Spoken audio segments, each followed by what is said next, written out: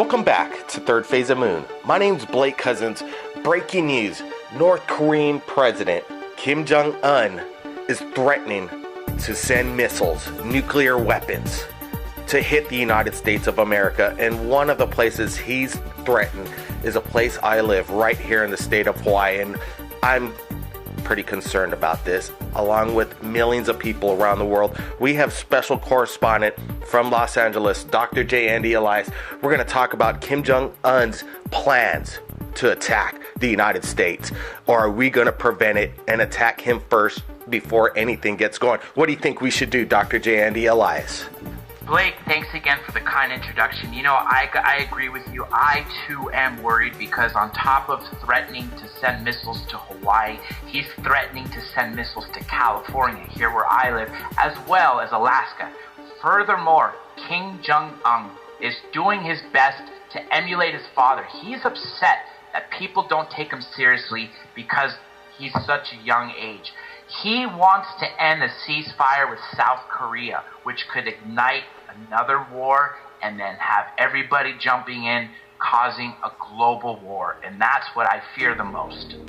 You know, we're kind of hopeful when, the power was transferred to his son. We're thinking, wow, this kid kind of seems like he might be mild-mannered, have a good sense of humor, and maybe help his own people out and stop his nuclear ambitions. But no, he's going off. We're putting embargoes, and he's not getting food.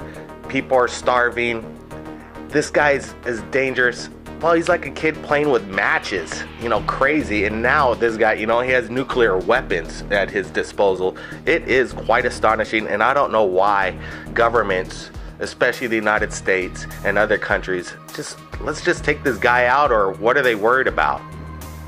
I don't know, maybe his communist allies, but you are right when you said this kid is playing with matches, because he is. He's in his early 20s. He took over the dictatorship of his father, who was in his 60s, running a sovereign country with nuclear missiles. He defied the United Nations several times when they told him to stop testing. He went ahead and tested. They told him not to test his missiles. He fired those up as well. Now he wants to end the ceasefire. I think he wants to make a statement to the world that, look, I'm dangerous. You guys don't listen to me. I will prove my might. I think you're right. We should do something to prevent him. He said he wants to launch a preemptive strike. Let me reiterate that. Preemptive strike. He wants to strike us without being provoked. That's the most dangerous type of person to have. And the U.S.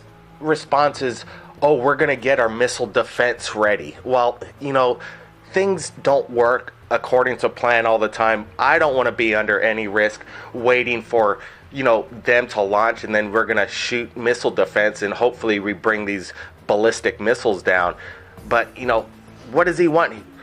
Does he want to commit suicide like his dad? I think his dad was a whack job. His favorite movies were like Friday the 13th and, The Godfather. Well, The Godfather's a good movie, but Friday the 13th and Freddy Krueger were his favorite movies. These guys are insane, and we're going to wait for them to pull the trigger? That does not make any sense. What is it? Do they we got to have a good reason? We got to lose millions of people's lives before we do anything? The sad thing is, Blake, is I don't think the U.S. has the footing that we used to have around the world anymore. When 30 years ago we used to say jump, the world said how high. Now we have emerging powers such as China and Russia.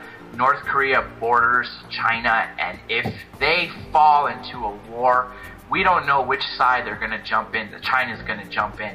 And if they come to their defense, they have 1 billion with a B more people than we do in the United States.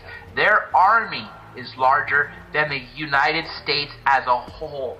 That's a scary thought, and that's probably why we haven't stepped in and done anything and are taking more of a defensive position, because I think we need to worry about the bigger consequences around the world. But you made a very good point. I don't want to sit around and wait for a missile to come here and hope that our missile defense systems take it down, because at this point, that's all they're saying is we're going to do. Well, along with hacking from China and Iran, they're getting it so mastered where if they do launch missiles, maybe they already have a plan that they could already hack our missile defense system, shut it down, disable it, so there is no, protection whatsoever. This is some kind of, hell on earth if it does get going. China is a massive country with the massive military, combined with the fourth largest military, North Korea. They could devastate possibly the U.S. if we don't act now. You're definitely right, and we already know that this dictator is dangerous.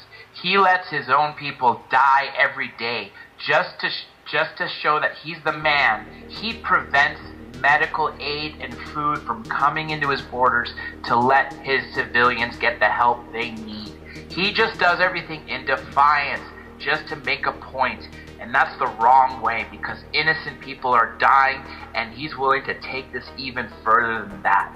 We are dealing with one of the most dangerous people in the world, and the people that follow him without thinking are who we have to worry about just as bad as we worry about Kim Jong-un. Absolutely, John. I really want to thank you for joining us at Third Phase of Moon and sharing your opinion on what Kim Jong-un is up to in the United States and its response. Anytime, Blake. Thank you. If anybody's listening out there or watching the show, thumbs up below if we think we should take Kim Jong-un out right now. And if you've captured anything amazing in regards to UFOs, you could contact Third Phase of Moon via Skype or Facebook. My name's Blake Cousins, and we'll see you again next time. Third Phase of Moon.